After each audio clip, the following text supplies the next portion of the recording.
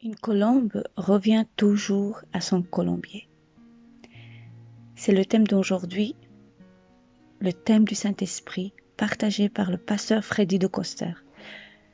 Frères et sœurs, bonjour, j'espère que vous allez bien. Nous voici maintenant au 8e jour de ce plan de lecture. Nous allons continuer à le lire et je prie le Seigneur que cela puisse vous toucher et que ça vous parle et que ça vous édifie. Au nom de Jésus-Christ. Père, merci encore pour ta parole d'aujourd'hui. Merci pour ce partage par le pasteur Freddy de Coster. Seigneur, bénis ce moment. Que ta présence soit au milieu de nous et que ta présence, que ton Esprit Saint nous parle. Que ton onction soit avec nous au nom de Jésus-Christ. Qui sont ceux-là qui volent comme des nuées, comme des colombes vers leur colombier? Ésaïe 60, verset 8. Une colombe revient toujours à la maison. Si à votre tour vous souhaitez devenir son préféré, son choix, son ami, oui, son ami, c'est parfaitement cela. Il vous faudra la gagner par l'amour, par la douceur, par la tendresse et surtout sans employer la force ni la restriction. Pas même une seule fois. Si vous voulez dompter une colombe, il vous faudra beaucoup de patience. Une patience enrichie d'une grande délicatesse. C'est certain, une colombe prend du temps à se laisser apprivoiser. Il faut d'abord lui parler longtemps, souvent.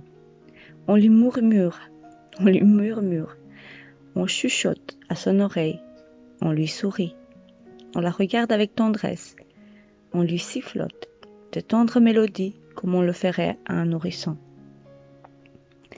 Puis, tout doucement, lentement, docilement, tranquillement, sans se vexer si elle s'envole de prime abord, on lui tend gentiment la main, toujours avec un cadeau, une petite graine, un petit fruit. C'est quand même intéressant. Mon papa, il était vraiment un éleveur des pigeons. Il avait de toutes les couleurs, mais quand il y avait les blancs, c'était vraiment spécial. Et moi, en tant que petite, je m'intéressais pas trop, mais là, je découvre à travers de ce plan l'amour que mon papa portait aux colombes. C'est beau. Mais ensuite, si elle s'approche et te choisit, c'est que tu as gagné son cœur. Elle ne te le reprendra jamais. Pour pouvoir rejoindre sa paire, une colombe donnera tout d'elle-même, jusqu'à la mort, s'il le fallait. C'est pourquoi il n'était pas rare pour des badauds d'en retrouver sur les bords de chemin, en désespérance, en détresse, en désespoir, en crise cardiaque, comme une colombe ira jusqu'à l'épuisement, pouvant voyager jusqu'à 1200 km pour rejoindre son partenaire. Dieu en Jésus a quitté le céleste colombier pour venir à notre rescousse et rechercher l'amour, notre amour. Nous ayons trouvé, il s'attend désormais à notre réciprocité. Car si la colombe, arrivée anéantie à la maison, ne trouve pas l'accueil attendu, l'onde stridente de la déception brisera son cœur de cristal. Irrémédiablement, en 1000 morceaux, irréparables. S'étant senti trahi, rejeté, insulté, bafoué, ignoré, elle le prendra si personnellement que son existence, à ses yeux, n'aura plus guère de valeur. Son sacrifice n'aura plus de sens. Sa douleur aura été pour rien. Son espérance n'aura été qu'une chimère. Sa foi, pas plus qu'une grande farce. La mort pour l'époux bafoué n'est à ses lèvres qu'un doux calice.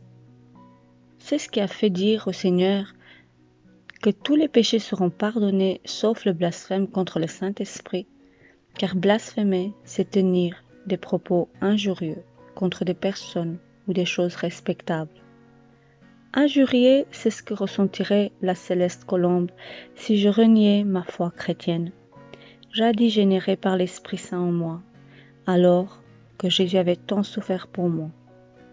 J'aurais alors injurié le sang du Christ, bafoué ce que lui, on a tant coûté pour m'offrir sa grâce. Tends l'oreille, entends-tu comme un écho qui se heurte aux parois de la caverne de ton cœur.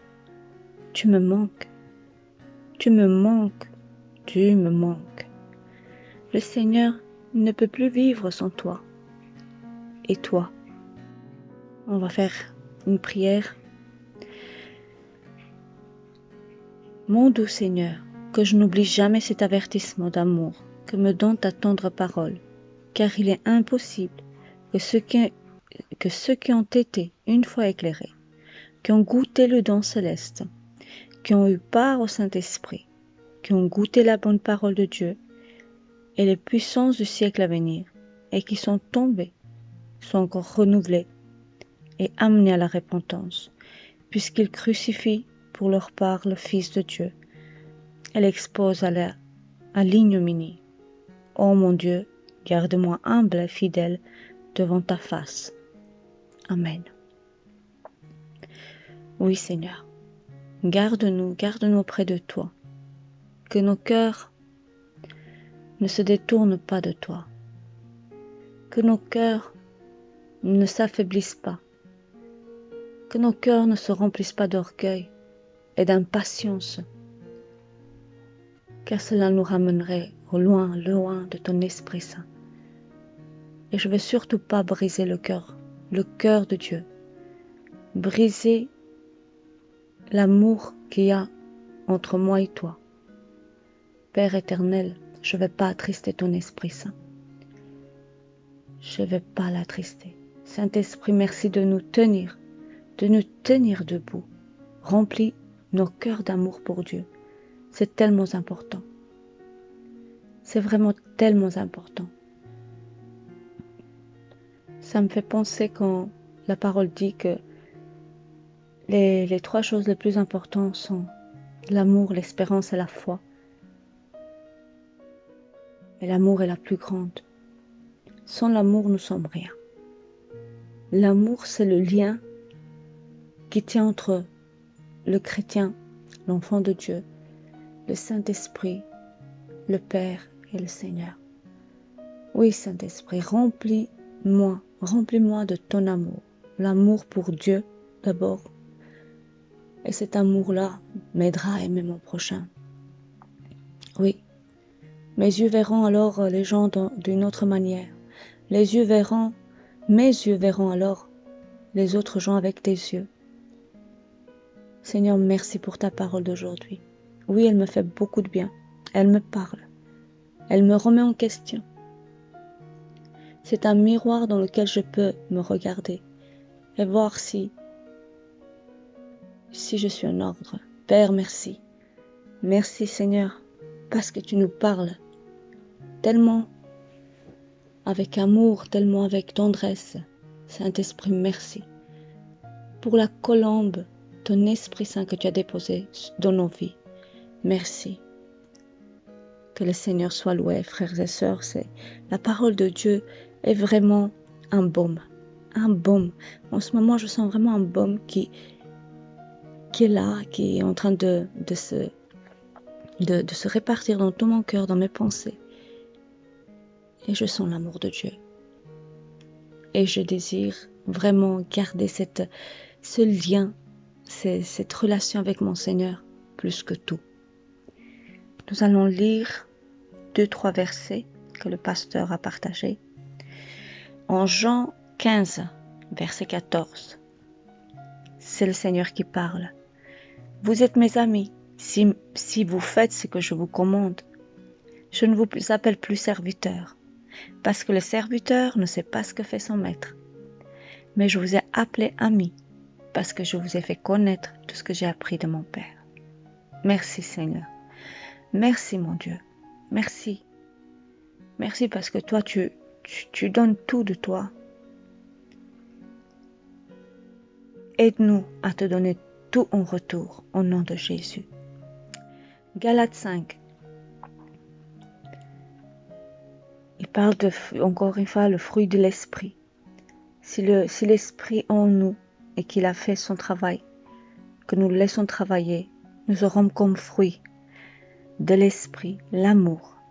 Elle est en premier lieu, c'est la vérité. L'amour et puis la joie, la paix, la patience, la bonté, la bénignité, la fidélité, la douceur, la tempérance.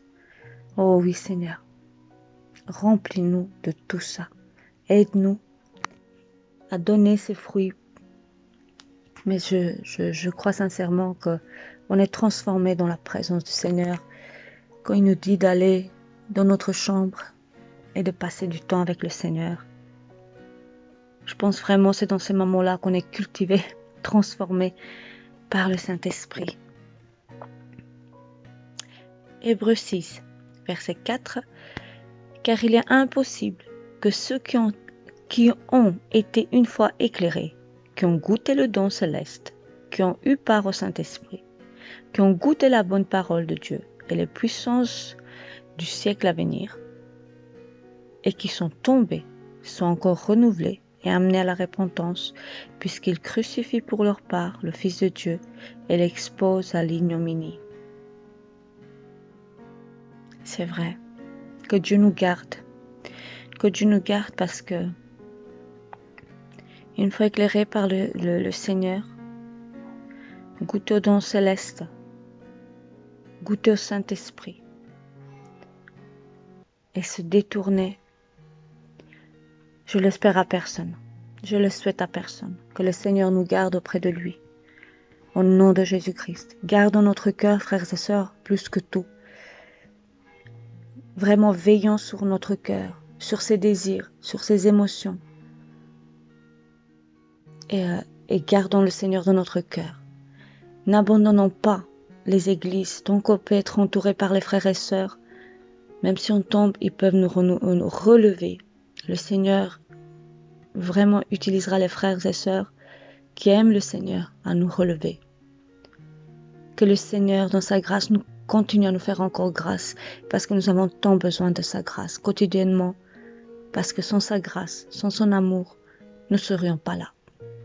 Que le Seigneur vous bénisse, qu'il vous garde auprès de lui, que votre cœur soit gardé auprès de lui, que nous soyons tous blottis dans sa poitrine, afin que son amour puisse nous remplir. Au nom de Jésus-Christ, Père, j'ai prié. Amen. À très bientôt, frères et sœurs. Amen.